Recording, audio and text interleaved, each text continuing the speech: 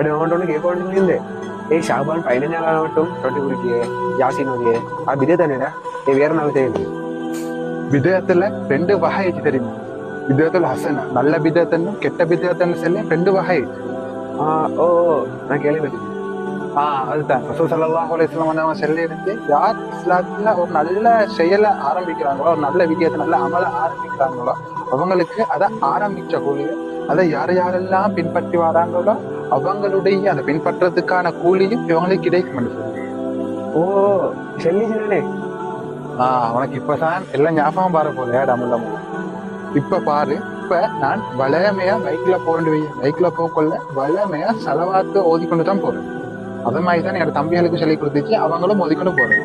அது மாதிரிதான் என்னோட பிள்ளைகளுக்கும் சொல்லி கொடுத்து கொண்டுச்சு, இன்ஷால்லா அவங்களும் அப்படித்தான் பாரு. இப்ப இது நல்ல விஷயமோ இல்லாட்டி கெட்ட விடயமுண்டோ? நல்ல விஷயம் தானேடா. இப்ப இது காலகட்டத்துல ஒவ்வொருத்தரும் போக போல ரோட்ல போகலாம், ஹே ஃப்ரெண்ட் பாடிக்கிட்டு போறது, பாட்டு பாடிக்கிட்டு போறது, சும்மா கோல் பேசிட்டு போறது. நீ செலவாட்டு சரிக்கணும் போறோம்னா பைக்கில் எவ்வளவு நல்ல விஷயம் இல்லை. இதே போல 4 நிமிஷம் இருந்தா வாகனங்களை போகல சும்மா போறத பாட்டு எடுத்து போறத செலவு செய்து போறது விஷயம். மாஷா அல்லாஹ் சரி. ஆனா இப்படியே ரசூல் ஸல்லல்லாஹு அலைஹி வஸல்லம் அவங்க செஞ்சில்லைண்டா, அவங்க செல்லியம் இல்லைண்டா. இப்ப பைக்கில் போக்கொள்ள செலவை தோதிக்கொண்டு போச்சு. அப்ப இதுவும் விதயத்தேண்டா, அப்ப இதுவும் பாவமே. இப்ப நீ செல்லிய இதுல பார்த்தா, நீ செல்லிய எங்களை பார்த்தா அப்ப இதுவும் பாவமாகா. விதத்தெல்லாம் பாவமான்னு சொன்னா இதுவும் பாவம். நீ முதல்ல பராத்துக்கு விதயத்தன்னு சொன்ன அந்த கோணத்துல பார்த்தா இதுவும் பாவமாத்தான் விளங்குது. ஆனா இது ஒரு நல்ல வித்தியம், வித்யாத்துல் ஹசனா, நல்ல வித்தியம்.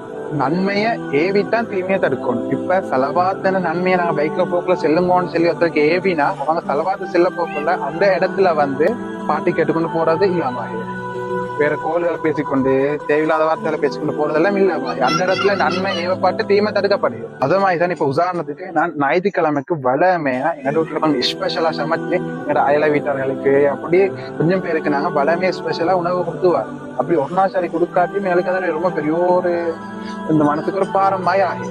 இப்ப நீ சின்ன கோணத்துல பார்த்தா இப்ப இதுவும் தப்பாகிண்டா. அதுதானேடா நிசாக்கலாக பாரக்கல்லாக. இப்ப அத மாதிரிதான் இந்த பராத் தினத்துல அப்படின்னா ஷாபான் 15 இதுக்கு நிறைய ஹதீஸ்கள் இருக்கு. ஷாபான் 15ல நிறைய மக்களை விடுதலை செய்தாரா அப்படின்னு சொல்லி நிறைய ஹதீஸ்கள் இருக்கு. அந்த தினத்துல என்னோட மக்கள் அதிகமாக வீடுகளுக்கு ரொட்டியோ சதக்காக்கள் குடிக்கத்தானே.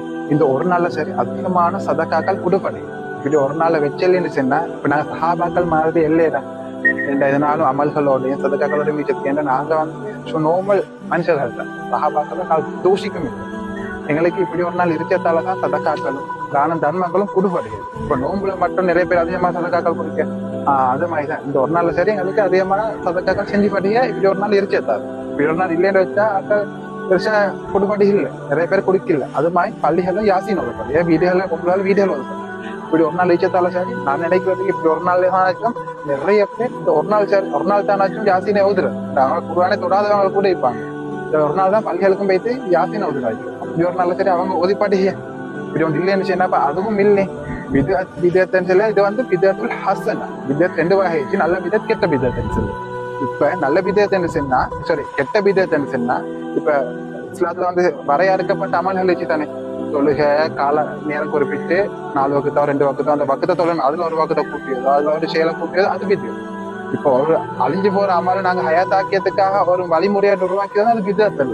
இப்ப ஜிக்ருகள்ல இருந்து மக்கள் தூரமான அந்த காலத்துல தூரமானத்தாலதான் மிச்சம் தரைக்காக்கள்ல ஜிக்ர் மஜ்லிஸ் நடத்தப்படிய ஒரு தலைமைக்கு ஒருக்கா ஜிக்ர் மஜ்லிஸ் நடத்தப்படுறதுக்கு காரணம் அந்த காலத்துல மக்கள் ஜிக்ரை வச்சு தூரமாகி போனேன். அதுக்கு பிறகுதான் இவங்களெல்லாம் தூரமாகி போன இப்படியே தான் போறேன், இதுக்கு ஒரு வழி செய்யணும்னு சொல்லித்தான் அவங்களை அப்படியே கூப்பிட்டு ஒரு ஜிக்ர் மஜ்லிஸ் தலவாத்து மஜ்லிஸ் ஆரம்பிச்சது.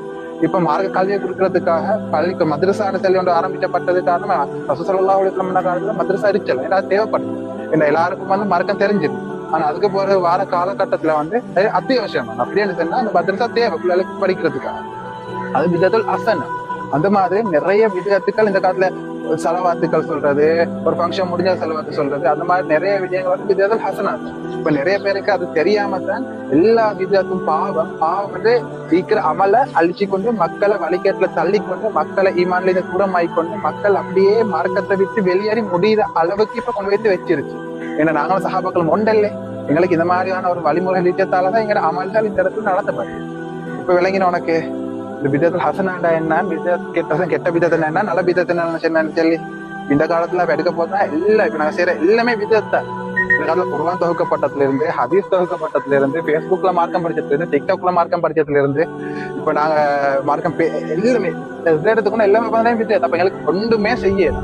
இந்த பிதத்துல் ஹசனா அப்படின்னா நல்ல பிதத்தை கெட்ட பிதத்தை நாங்க தெளிவா விளங்கி கொண்டா எங்களுக்கு அல்ஹம்துலில்லாஹ் அந்த மார்க்கத்துல ஒரு பெரிய தெளிவே வரும்.